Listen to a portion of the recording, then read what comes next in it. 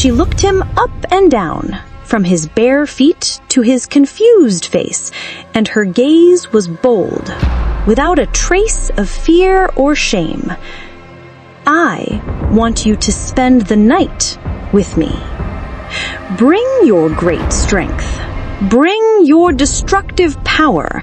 Bring the part of you that breaks beds. Her eyes gleamed in the twilight. I want it. I want all of it.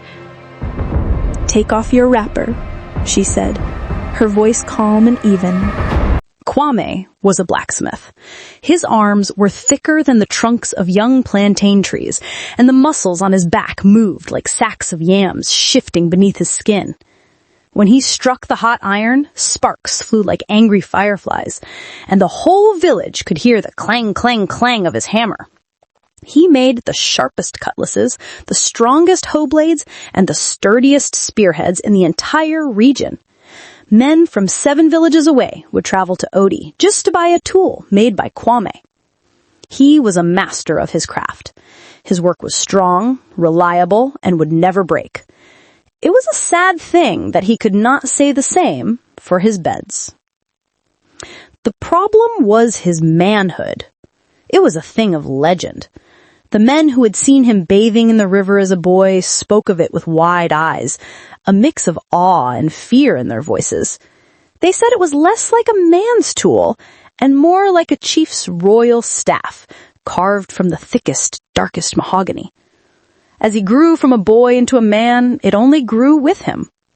It was a part of him that seemed to have its own life, its own great strength. And this strength was destructive. No woman would have him. It was not for a lack of trying. When Kwame came of age, his mother, before she passed into the land of the ancestors, had arranged a marriage for him. The bride was a beautiful girl from a nearby village named Adama. Her skin was smooth like the shell of a ripe mango, and her laugh sounded like the tinkling of small bells. The dowry was paid, a handsome sum of 2 goats, 10 yams, and a bolt of the finest cloth. The village celebrated. There was drumming and dancing. Everyone believed that Kwame, the strong and quiet blacksmith, had finally found a wife. On their wedding night, Kwame's mother had prepared the hut. She had bought a new bed, the finest one the carpenter in Odi could make. It was crafted from Iroku wood, thick and heavy. The carpenter swore that 4 grown men could jump on it, and it would not even creak. He had not accounted for Kwame. Kwame was a gentleman. He spoke softly and moved slowly, as if afraid his own strength might accidentally harm something or someone. He treated his new wife, Adama, with the greatest respect. He brought her water and shared his meal with her. But when the moon was high in the sky and the village was asleep, he took his wife to their new bed. What happened next was only told in hushed tones, pieced together from Adama's tearful confession to her mother the next day. There was a moment of passion, a surge of love from the lonely blacksmith who had wanted a companion for so long. And in that moment, his great power was unleashed. There was a terrible crack, a sound that woke the neighbors. The strong Iroku wood legs of the bed snapped like dry twigs. The frame splintered and collapsed, throwing Kwame and his new bride onto the hard-packed dirt floor. Adama screamed. She was not hurt, only terrified. She looked at Kwame not as a husband, but as a monster, a creature whose body could destroy even the strongest wood. The next morning, before the sun had even touched the top of the silk cotton tree, Adama had packed her things and run back to her father's house, weeping with shame and fear. Her father returned the dowry, but he kept the yams. He said his daughter's terror had to be paid for in some way. That was the first broken bed. It was not the last. After Adama, other women were curious. They heard the stories and did not believe them. A beautiful widow from Odi, thinking she was wise in the ways of men, decided she could tame the blacksmith's power. She invited him to her hut one night. The next day she was seen buying new wood from the carpenter. her face a mask of disappointment and frustration. Her bed, too, was in pieces. Kwame tried everything. He bought the strongest beds he could find. He tried to build one himself using thick iron bars from his forge to reinforce the wood. The iron bent. The wood still broke. He tried sleeping on a mat on the floor, but the loneliness was a cold blanket that gave him no rest. He wanted a wife, a family.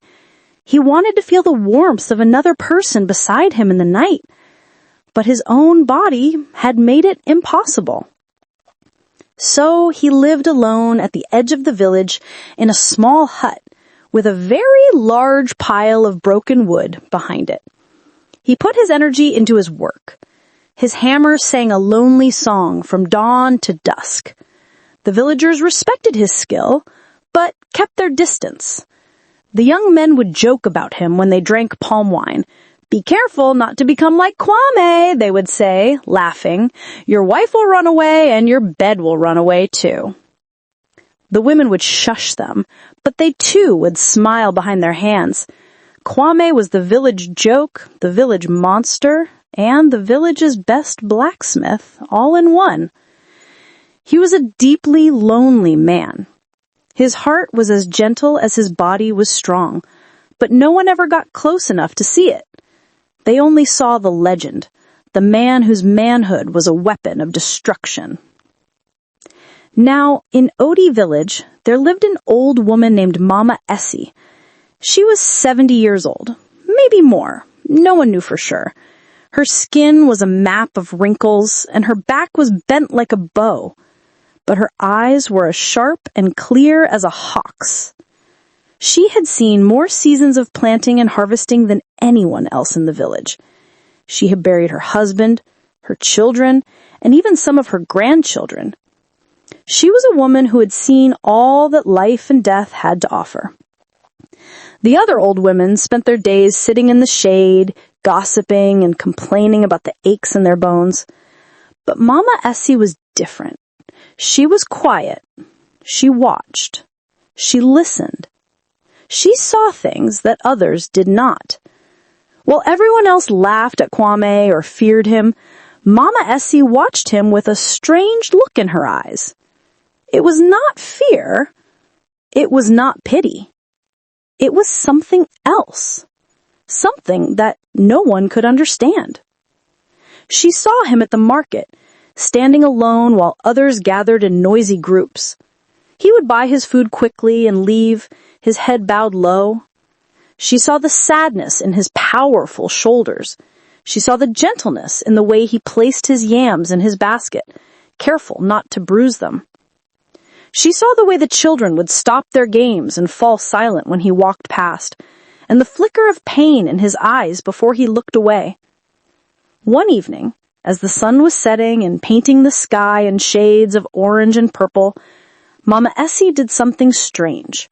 She picked up her walking stick, a sturdy piece of wood that had been her companion for 20 years, and slowly, deliberately, she made her way from her small hut in the center of the village to Kwame's lonely hut at the edge. The villagers watched her go. They murmured to each other, "Where is the old woman going? She is going to the blacksmith's hut. Has her mind finally left her body?" They thought she was lost or that she had a pot that needed mending. No one could imagine another reason. Kwame was outside his hut, stoking the last embers of his forge fire. He heard the slow, steady tap, tap, tap of her walking stick on the dusty path. He looked up and saw the old woman approaching. He was surprised. People only came to his hut for business, and usually in the bright light of day. No one visited him in the evening. "Good evening, Mama," he said, his voice a low rumble. He stood up straight, towering over her small, bent frame. He was careful to keep his distance so as not to frighten her. Mama Essie stopped a few feet from him. She did not look at his huge arms or his broad chest.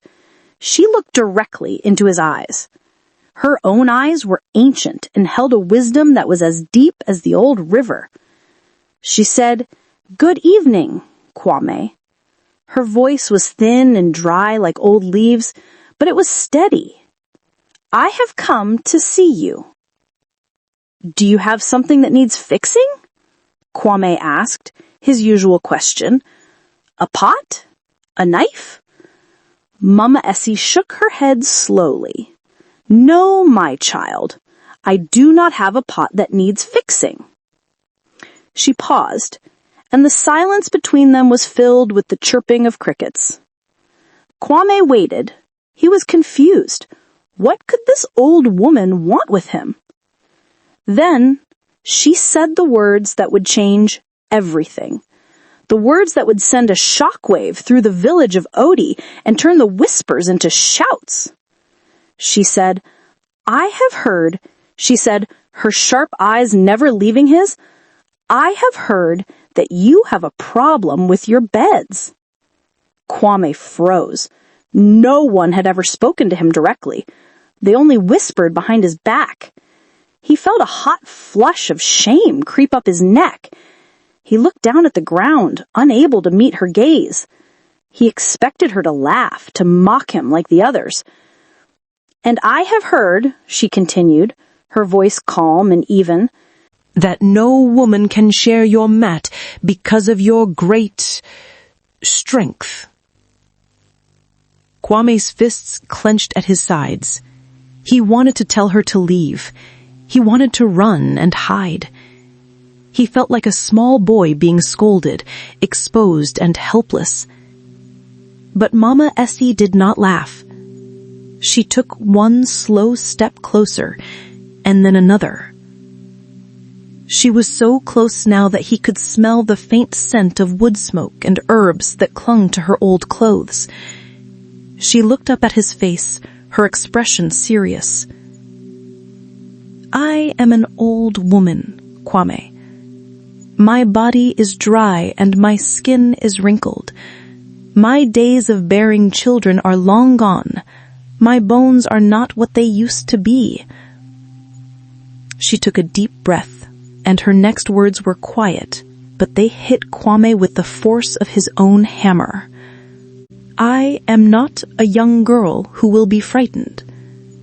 I am not a proud widow who will be shamed." She looked at the pile of broken bed frames behind his hut, then back at him. "Your strength does not scare me. It interests me." Kwame's head snapped up. He stared at her, his mouth slightly open. What was she saying? What did she mean? This was madness. She was a grandmother, an ancestor in waiting. "Mama Essie, what are you saying?" he stammered, his voice barely a whisper. Mama Essie's wrinkled lips curved into a small, mysterious smile. It was the first time he had ever seen her smile. It made her look both ancient and young at the same time. "I am saying," she said, tapping her stick once on the ground for emphasis, "that I am tired of sleeping alone. And you, Kwame, are tired of sleeping alone too." She looked him up and down, from his bare feet to his confused face, and her gaze was bold, without a trace of fear or shame. "I want you to spend the night with me. Bring your great strength. Bring your destructive power. Bring the part of you that breaks beds." Her eyes gleamed in the twilight. "I want it. I want all of it." Kwame stood there, rooted to the spot, as if he had been turned to stone. The world around him seemed to stop. The crickets went silent. The evening breeze died down. He could only hear the wild pounding of his own heart. A 70-year-old grandmother, a woman as old as the village itself, had just come to his hut and begged for the one thing that had made him an outcast his entire life. He did not know if she was crazy, or if he was dreaming. He only knew that in that moment, for the first time, someone was looking at his curse and was not running away. Instead, she was walking towards it, with her arms and her hut wide open. For a long moment, Kwame did not move. He stood like a statue carved from dark stone, the last orange light of the dying sun catching the sweat on his brow. The words of the old woman echoed in his mind, nonsensical and shocking. I want it. I want all of it. He had spent his entire adult life hiding this part of himself, being shamed for it, praying to the ancestors that it would shrink, that it would become normal. He had seen it as a curse, a destructive force that had ruined his life. Now this frail-looking grandmother was standing before him, calling it strength and power, and asking for it as if it were a gift. Mama Essie, you are a respected elder. You must not say such things. It is not right. Perhaps the heat of the day has confused you. He took a half step back, creating a space between them. He was trying to be gentle, to give her a chance to take back her insane words, to pretend this conversation never happened. You should go home and rest. I will walk you. Mama Essie did not move. Her mysterious smile did not fade. The sun does not confuse me, Kwame. My mind is as clear as the water from the deep well. It is you who is confused. For your whole life, people have told you that a great river is a curse because it is strong enough to wash away a poorly built hut. They do not blame the builder of the hut. They blame the river for being a river. Kwame shook his head, bewildered by her strange way of speaking. I do not understand you, Mama. This is not a river. This is a problem. It breaks things. It drives people away.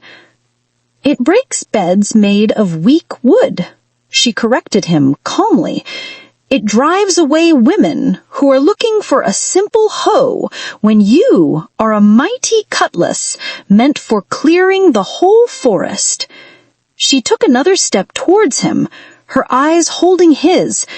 Tell me, Kwame, when you forge your tools, do you use a small fire to shape a big piece of iron? No, Mama, he answered automatically, the familiar rhythm of his work, a brief comfort in this strange conversation. A big piece of iron needs a great fire. The fire must be hotter and stronger than the iron, or the iron will not bend. Exactly, Mama Essie said, her smile widening. You understand. You are the big piece of iron. The women you have known, the beds you have used, they were all small fires. They were not strong enough for you, so they were destroyed, and you were blamed. He stared at her, the simple logic of her words starting to push through the thick walls of his shame. No one had ever described his problem like this. To everyone else, he was the one who was wrong, the one who was built incorrectly. But this old woman was suggesting that the world around him was what was wrong, that it was too small and too weak to accommodate him. It was a thought so new and so radical that it made him dizzy. I am an old woman, she said again, her voice softening. My fire is not hot with passion like a young girl. No. My fire is the slow, wise fire of the cooking hearth. It does not burn out quickly.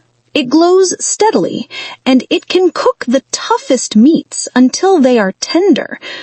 I am not afraid of your strength, Kwame. I know it needs a different kind of welcome. Kwame was speechless. He opened his mouth to argue, to tell her she was mad, that the entire village would crucify them both.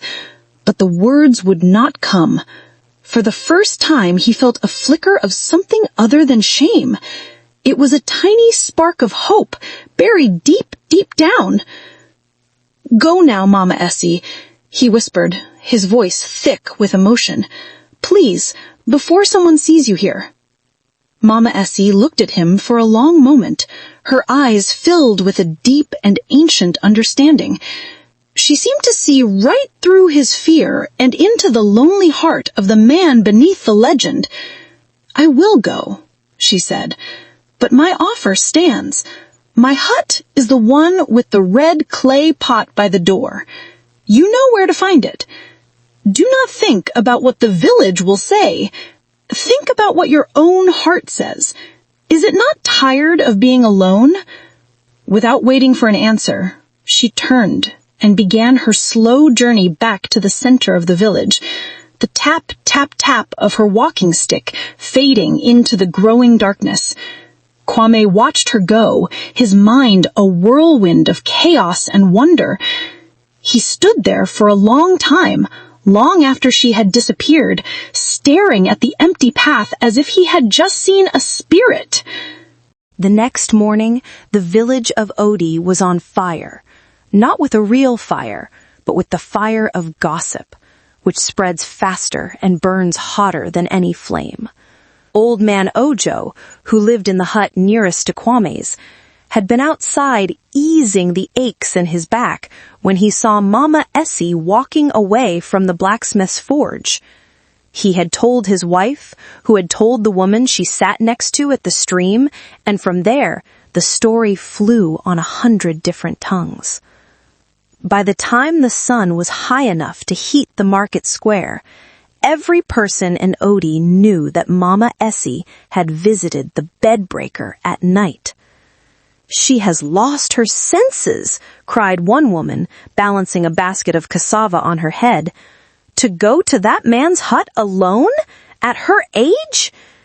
"He is cursed," another woman whispered, pulling her child closer to her. "She will bring his curse upon herself. Maybe she's a witch." "A witch? Don't be foolish," scoffed a man selling palm wine. "She is just an old woman whose pot of sense has finally cracked. What does she want with him? Does she want him to break her bones instead of her bed?" The men laughed cruelly at this, but the women shushed them, their eyes wide with a mixture of horror and fascination. The story grew with every telling. Some said she had been there all night.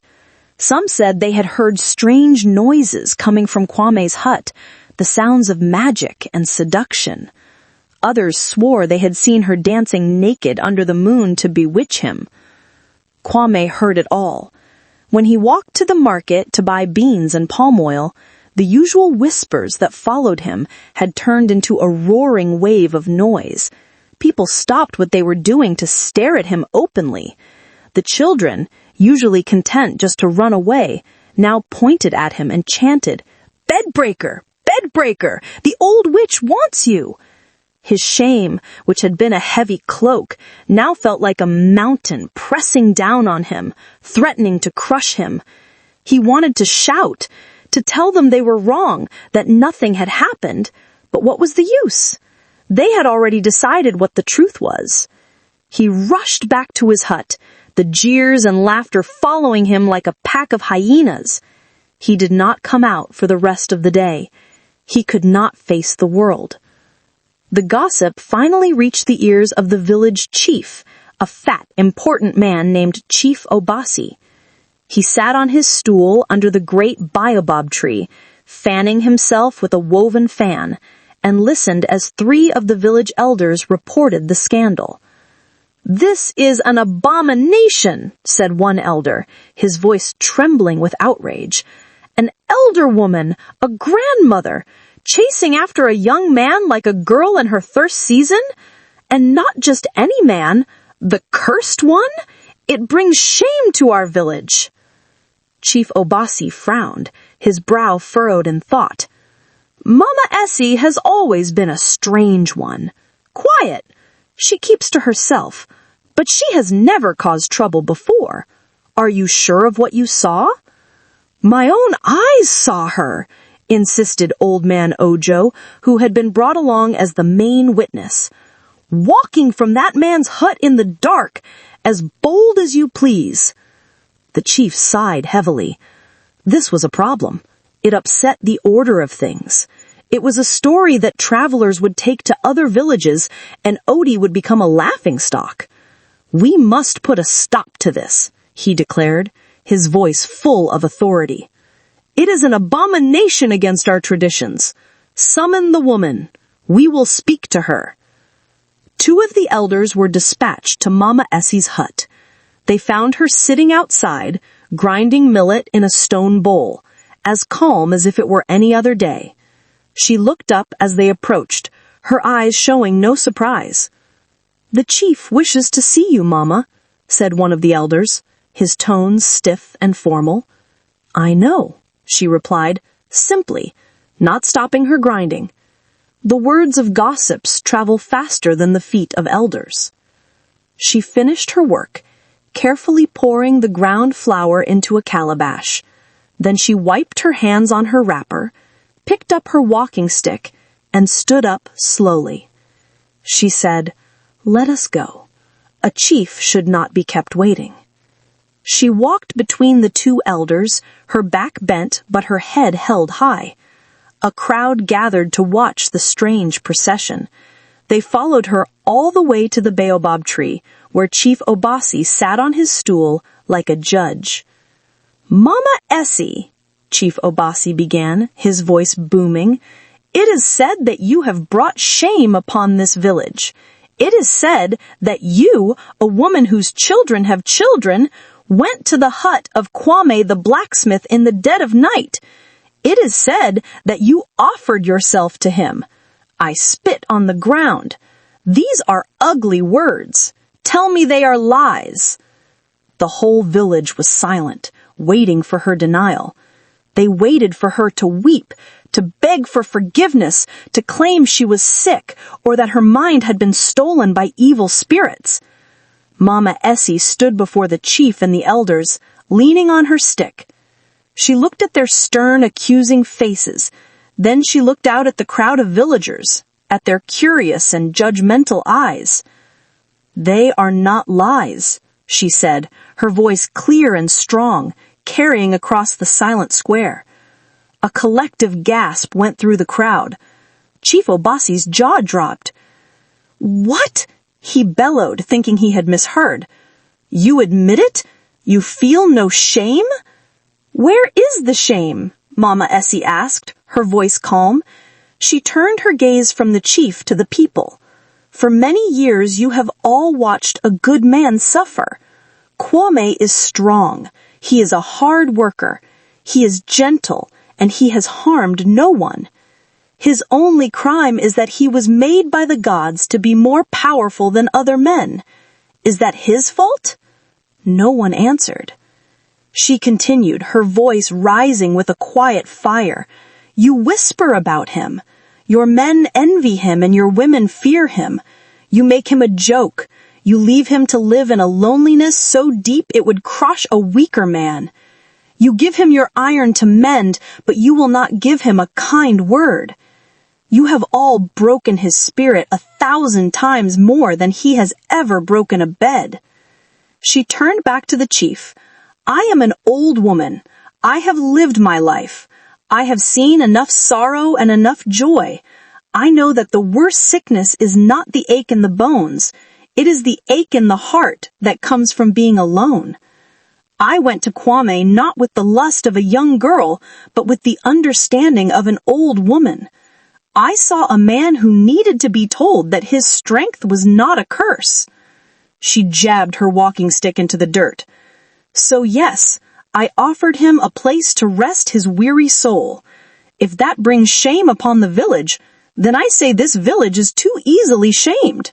You are all so worried about a broken bed, but you do not care at all about a broken man." The square was utterly silent. The villagers looked at each other, then at the ground. Her words had struck them like stones. They had never thought of it that way. They had only ever seen the joke, the legend. They had never seen the man. Chief Obasi was flustered. He had expected tears and apologies, not a scolding from a woman old enough to be his grandmother. He did not know what to say. Mama Essie did not wait for his permission to leave. She simply turned around and began to walk away, her stick tapping out a defiant rhythm on the hard earth. The crowd parted for her like water parting for a canoe, their faces a mixture of shock, guilt, and a strange, newfound respect. The news of what she had said traveled just as fast as the gossip had. It reached Kwame in his hut, brought to him by a young boy who was too curious to be afraid. The boy told him everything, how the old woman had faced the chief and all the elders, how she had scolded the entire village, how she had defended him. Kwame sat on his mat and listened, and for the first time in many years, he felt tears welling up in his eyes. Someone had defended him. Someone had stood up for him. An old, frail woman had shown more courage for his sake than anyone ever had. She had seen his pain. He sat there for hours. As the sun began to set again, he thought about his life of loneliness. He thought about the fear and the mockery. He thought about the pile of broken beds behind his hut, a monument to his failure. Then he thought about Mama Essie's words. "You are a mighty cutlass, meant for clearing the whole forest." A decision began to form in his heart. The village could laugh, they could shout, they could call him a monster and call her a witch. What did it matter? They had been doing that for years already. His life was already filled with their scorn. What did he have to lose? But what Mama Essie was offering, acceptance, understanding, an end to the loneliness, that was something he had never had. It was a treasure beyond price. As dusk settled over OD, Kwame stood up. He did not bother to wash the forge dust from his skin or change his simple wrapper. He opened the door of his hut and stepped out. He saw Old Man Ojo staring at him with wide eyes, and he did not look away. He started walking. He walked past the edge of the village and into the main pathways. People saw him coming. They stopped and stared. A hush fell over the village. The great blacksmith, who never came out after dark, was walking through the village with a purpose in his eyes that no one had ever seen before. He was not hunched in shame. He was walking tall, his mighty shoulders thrown back. He did not stop. He did not look left or right. He walked past the market square, past the chief's compound, past the gossiping women and the staring men. He walked with steady, determined steps until he reached a small, neat hut with a red clay pot sitting by the door. He stopped there and took a deep breath. He raised his huge, calloused hand, a hand that could shatter wood and bend iron, and he knocked gently on the door. The door was not bolted. It swung open on well-oiled hinges, making no sound. Mama Essie stood there, her small frame silhouetted against the gentle orange glow of a single oil lamp. She did not look surprised to see him. She looked as if she had been waiting for him all along. Her face, a roadmap of 1,000 wrinkles, was calm. "You have come," she said. It was not a question. "I have come," Kwame replied, his voice a low rumble, barely more than the sound of distant thunder. He felt like a giant standing on the doorstep of a doll's house. He was afraid to breathe too deeply, afraid his very presence might knock over the little hut. "Do not stand outside," she said, stepping back. "The night air is for bats and spirits. A man should be inside." He ducked his head to enter through the low doorway, his broad shoulders almost touching both sides. The inside of the hut was simple and clean. The air smelled of dried herbs, wood smoke, and something else, the fresh, earthy scent of damp soil and river water. It was a small space, with a cooking hearth in one corner where a small fire still glowed, casting dancing shadows on the packed earth walls. There were a few clay pots, a sleeping mat rolled up against one wall, and a low wooden stool.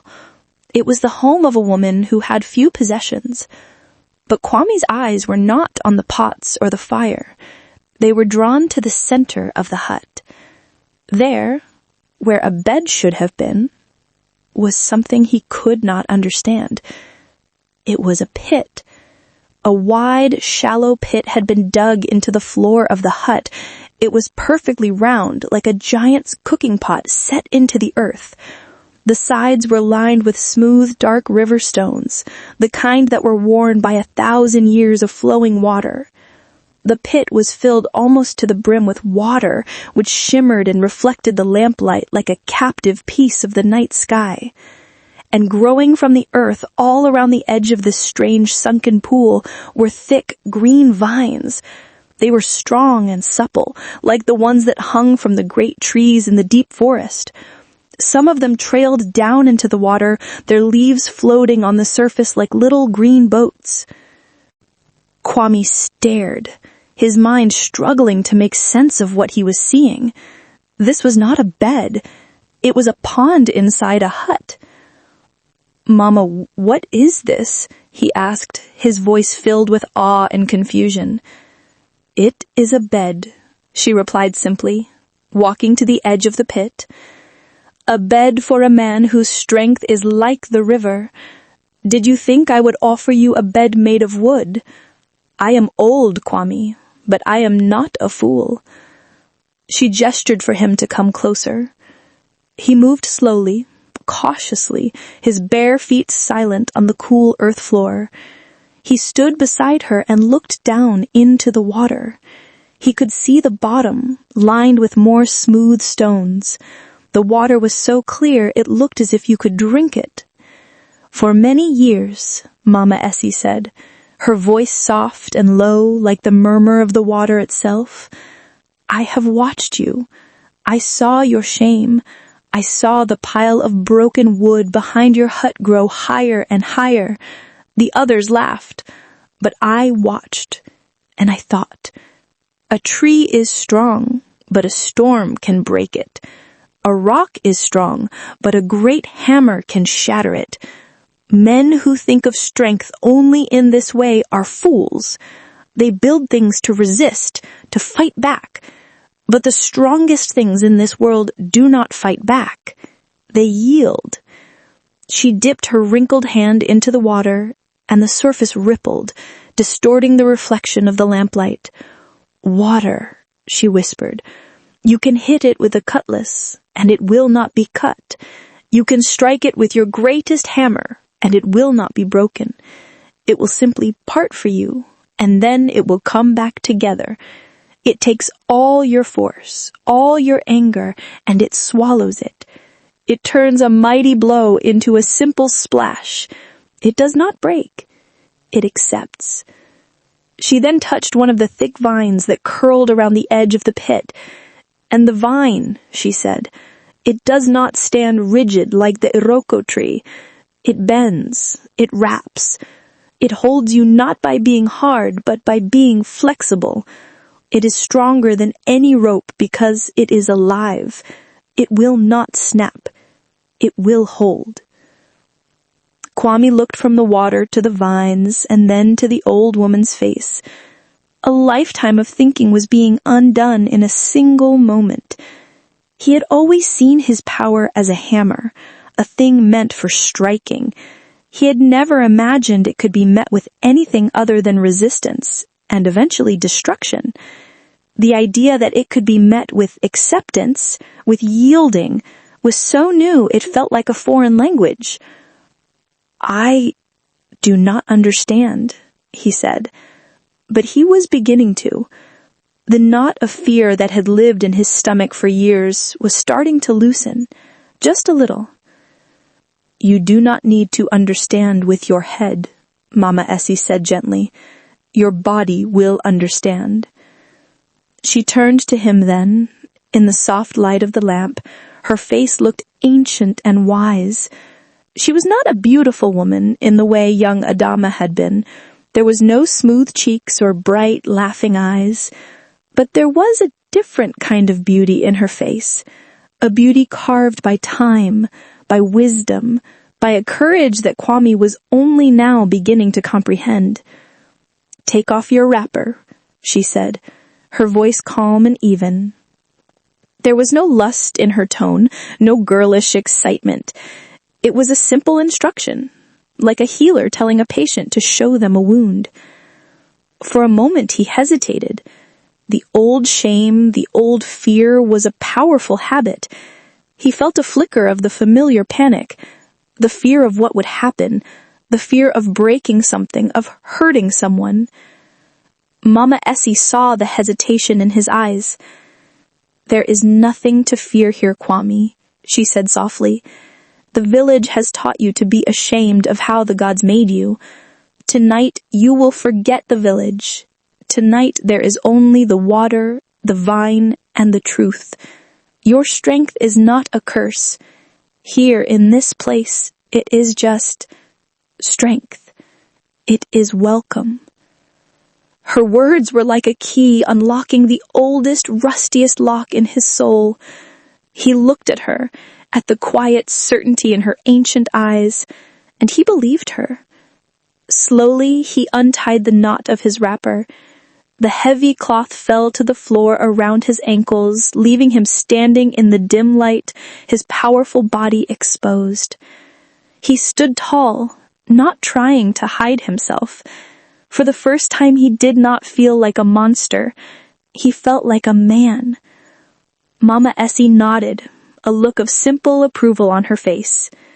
She then untied her own wrapper, letting it fall. Her body was just as he had imagined, thin and dry, her skin loose over her old bones. She was a creature of earth and time. There was no shame in her either. She stepped into the pit, her feet making soft splashing sounds as she waded into the center.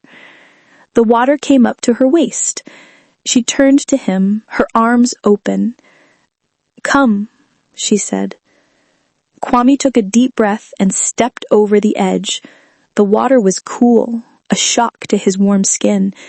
It felt alive, embracing his legs, his waist, his chest as he waded deeper. The smooth stones felt good on his feet.